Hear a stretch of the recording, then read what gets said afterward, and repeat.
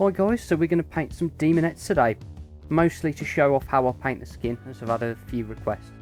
We're going to do it two ways, Airbrush AB and Paintbrush PB.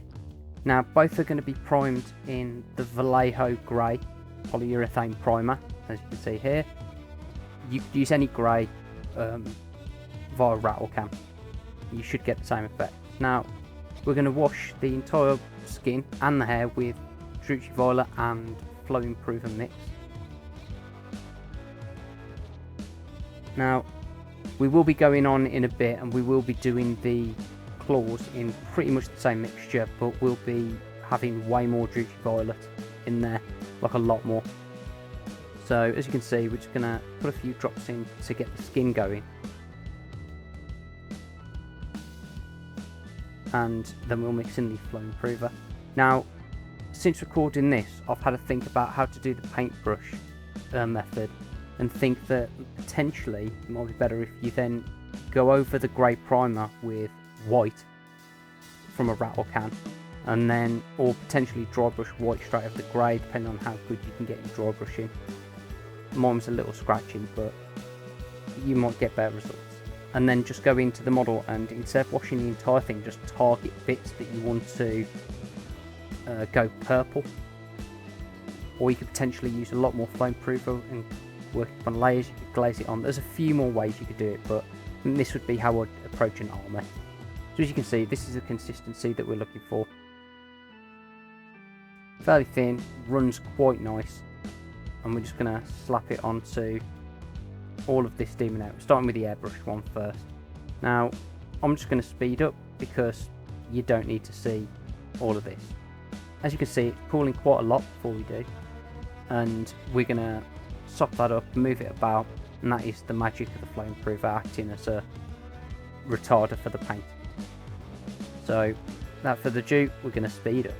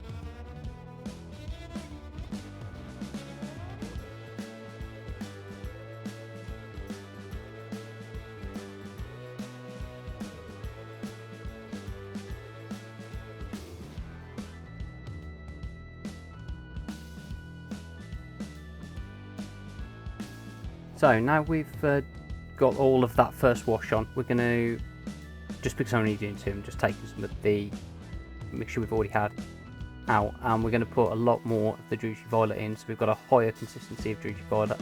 And this is just going to go on all of the claws and in between the toes, the feet, and in some of the scales that they've got on their legs on a few of these miniatures.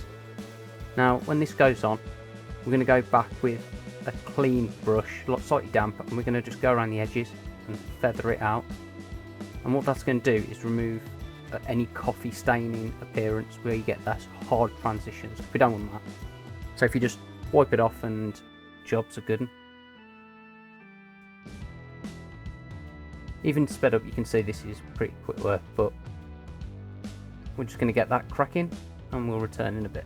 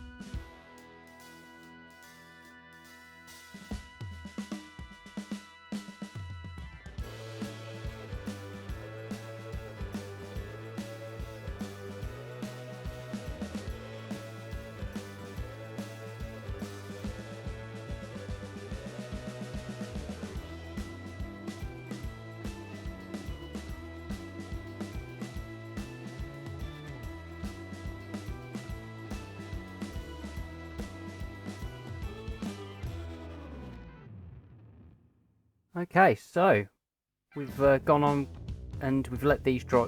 Well, we've put them in front of a hairdryer, so we've dried them. And as we can see, this is the effect we've got. They do look exactly the same. They're near enough exactly the same as each other. So we could just say that that's how we're going to leave it. And I don't think there'd be anything wrong with that. However, you kind of want to push it a bit more. So I want more of a white skin. So we're going to go with a paintbrush. And what we were trying to do here is use a makeup brush, and we were gonna, and we have, use some heavy body white acrylic. As you can see, that's just the cheap set of makeup brushes I use for dry brushing. Get those on Amazon. And we're going to use Winsor Newton Galeria titanium white. Nothing special, you can use any white as long as you dry it off so you've just got some of the pigment left, you'll be fine. So load up the brush, we'll get most of that off, work it in, get that quite nice. And something I highly recommend you do before you put it to a model is test it on your hand, give it a good. So what I should have done there is maybe just got a bit more off. Oh, there we go. And then just lightly dry brush, and you want to go from top to bottom, get all those raised surfaces. Now it is not going to come out as nice as airbrushing, but you can still get a nice effect. I think I went a little heavy on here. I mean, what you could always do is you could always go back and just glaze on some of that purple wash, which I believe I did in between shots. So that's what we're going to do for this, and I'm just going to speed this video up because it's just dry brushing the model white.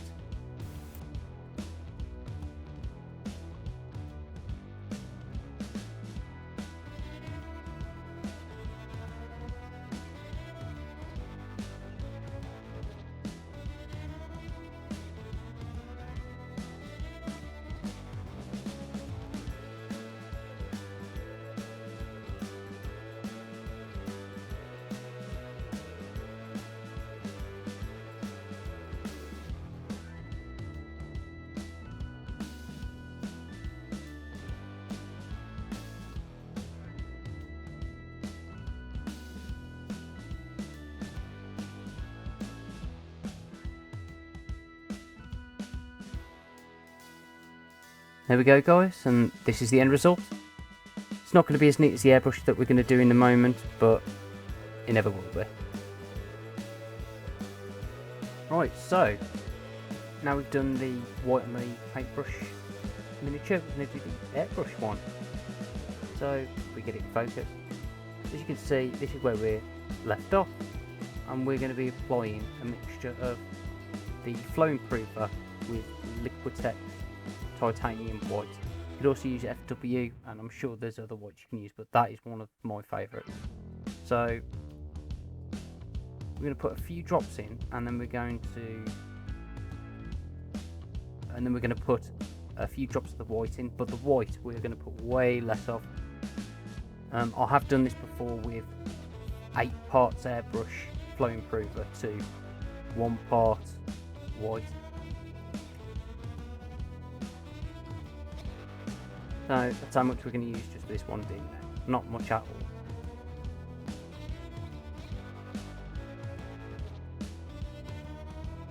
Yeah, always make sure it's shook up. It's also a new bottle, so I have shook it more than this beforehand, just to make sure we get all mixed up.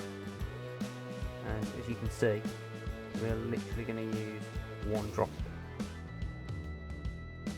So we put a finger on the end and do what's called the backflowing technique. So we put it on, and we just gently apply air and pull the trigger back, and it will mix it in the cup for us. Alternatively, you can do this in a separate container, like in one of those little tea light holders, but I've done it in the pot. Now, just done some test sprays at the side just to make sure I know, in my mind, what kind of strength we're working for. So I'm going to move that miniature out the way, because we don't want to overspray on top. Now we're going to be applying the paint from a zenithal angle, so from this angle, top down. The time you need to do this, just angle the miniature how you need, make it work for you, don't work around it. So just lightly dusting it on, make sure you get no tide marks or anything like that, no spider webbing, and just lightly apply it. Now it's going to be very, very subtle, and it will also get a little more subtle when the white dries, which will not take long. So once you've done a little bit on there, just move on to another part of the miniature. Again, I'm just making sure that I've got nice paint flow.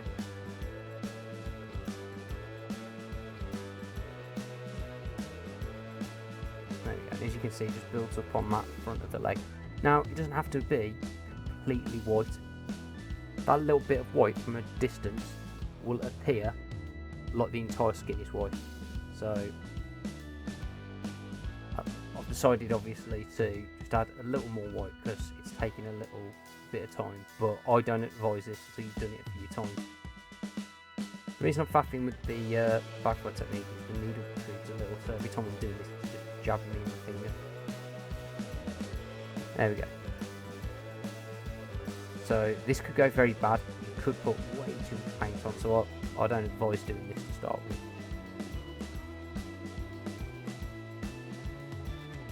Let me just work it on. And there's not much else to see, so I'm just going to speed it up for what little bit remains of this clip.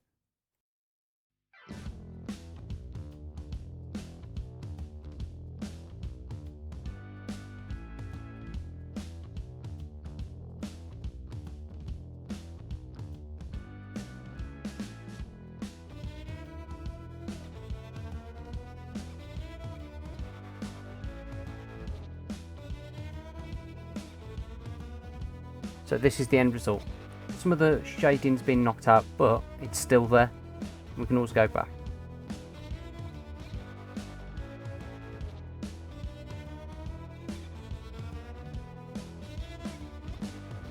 Okay, so now we've given both models time to dry. We have the airbrush and the paintbrush up to the same standard. We've got the white applied.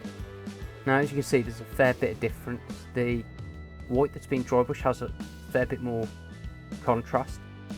From its dark to its light, but the airbrush is way smoother transitions, and I prefer the smoother transitions, so I could always go back and reapply the purple. Now we can use the Magos purple contrast paint, which actually comes out fairly pinkish in my opinion, and we're going to be mixing it with some contrast medium, 50-50 mix, and if you're in doubt, err on the side of the contrast medium. You can always add a bit more colour later. And we're going to apply that to the hair. I think that gives a nice pink coloured hair. Now I'm going to fast forward because there's no point in labouring over that.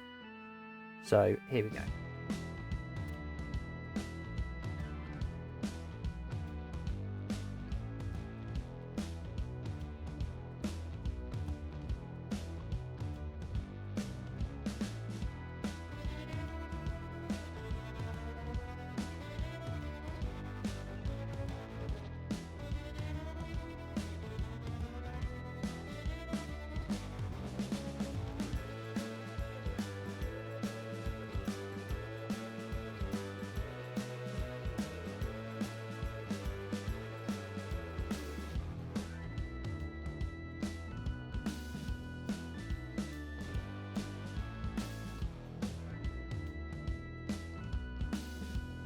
So this is what it looks like after. Just quite a nice little effect. I think that gives readers a very nice pink hair. I'm a big fan of the contrast paints being quicker at work like this.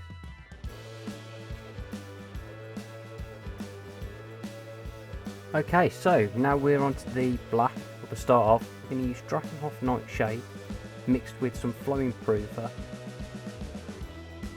I'm going to get it in there. Mixed with some flow improver, and we're going to go over every part of the model that we want black. Now, this isn't necessary, but what it will do is that dark deep blue will show through the black that we're going to put on after the black contrast paint that is already a blue black, and it's going to give a really rich blue colour. I could have gone thinner and I could have worked that aspect a bit more, but it's a nice bit of colour underneath that really does make a difference. If you don't, it can read as fairly grey.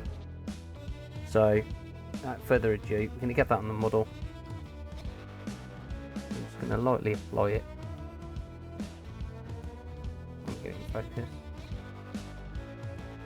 I'm going to apply that just onto the front of the tabard. Start with it's a good place. You can get an idea of how much you've loaded onto your brush. As you see, just take our time. Get on there. If you get it on the skin, it's no big deal. Just get a wet brush with no paint on it and just wipe it off. Or a dry brush, and you can just keep wiping backwards and forwards, no problem. I'm going to speed this up as you kind of get the idea from there.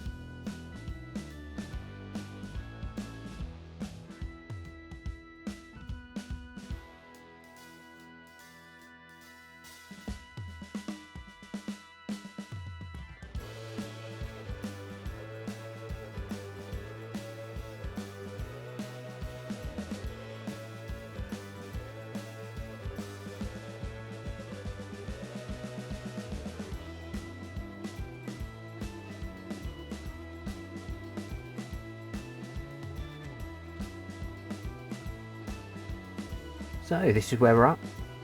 Now again, you could stop here. I would consider black lining if you was going to, but that we're going to be doing that later with the purple. But it could work. Nothing wrong with stopping here.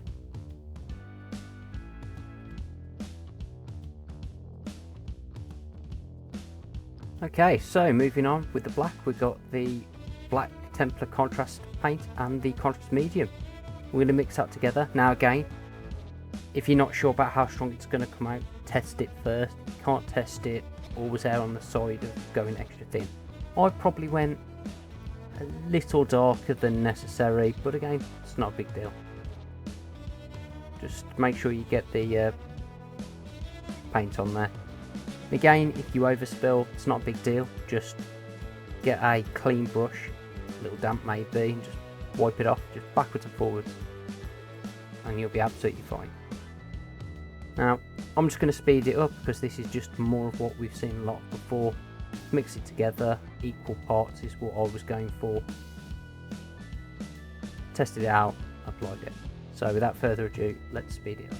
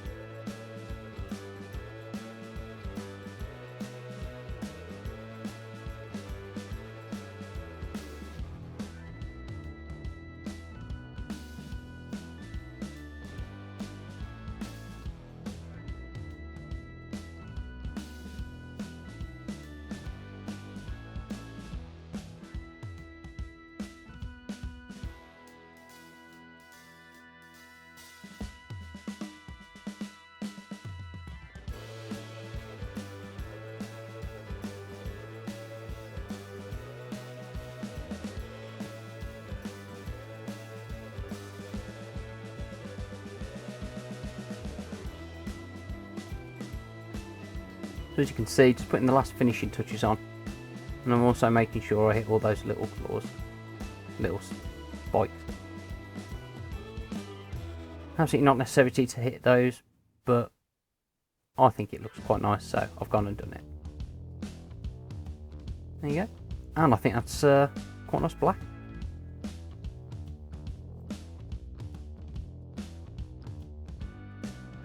So now we've got the black done, we're going to move on to doing the eyes. Now we're going to use FW Paynes Grey.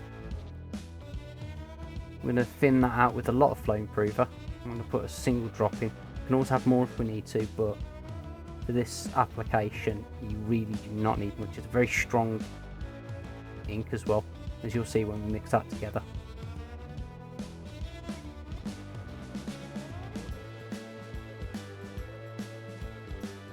Really strong.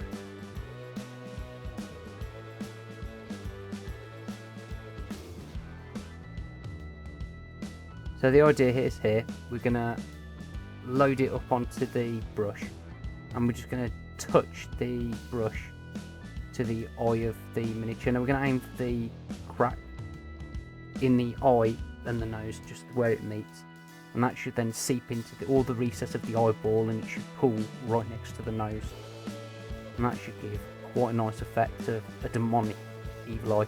And it will droop a little bit down the nose, but that's fine because we want that. Keep touching a little more. To assess it, does it look okay? I think it looks okay, so we'll move on to the next one.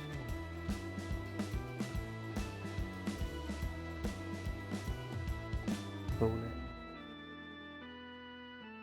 Check it. How does it look? I think that really stands out. So just put that down. Do exactly the same to the next one. This is the quickest way I've found of doing eyes like this. As it stands out from across the table, it helps that they're demonic and they're trying to look demonic. Well, I'm not sure this would work on human-esque faces, but demons, perfect.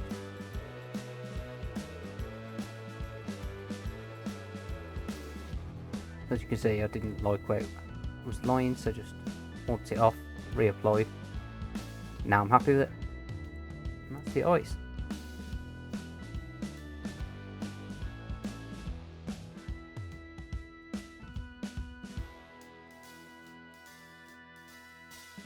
Now we're done with the eyes, we're on to the final stage, which is black lining. And yes, we are using Druchii Violet, but it's still appropriate to call it black line. So what this is we're taking a mixture of that and flow improver, as we've done before, and we're going to go around every single part where two different colours meet. So all of those clothes, everywhere they meet, we're just going to get it in that recess, and the flow improver is going to help it seep into the recess. And we kind of want it just to stain the skin and anything it touches just a little, and it'll help give a black outline. And you can already start to see why we do this.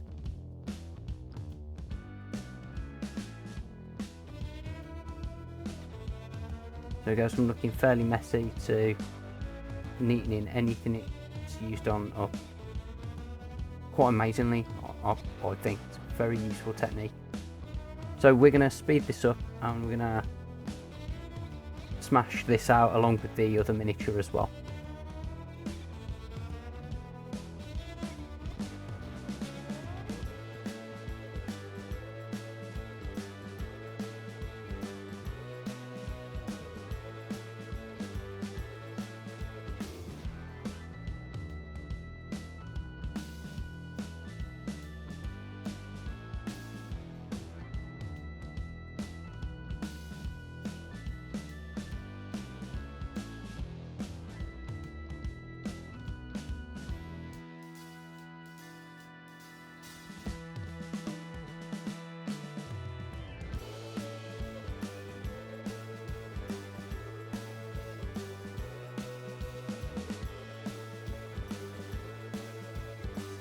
So this is the end result. I'm fairly happy with that, and I think that for a tabletop standard to get an army out quickly, I think that's pretty good. On the airbrushed one on the right, you could go back and add a bit more detail, but fairly happy with that. Cheers for watching, guys. Hope you enjoy. Well guys, that's the end of the video. If you enjoyed it, please be sure to give it a thumbs up, like, comment and subscribe. Also be sure to check out our Facebook page at Wolfen Studios, the link's in the description. As always, thanks for stopping by, catch you next time.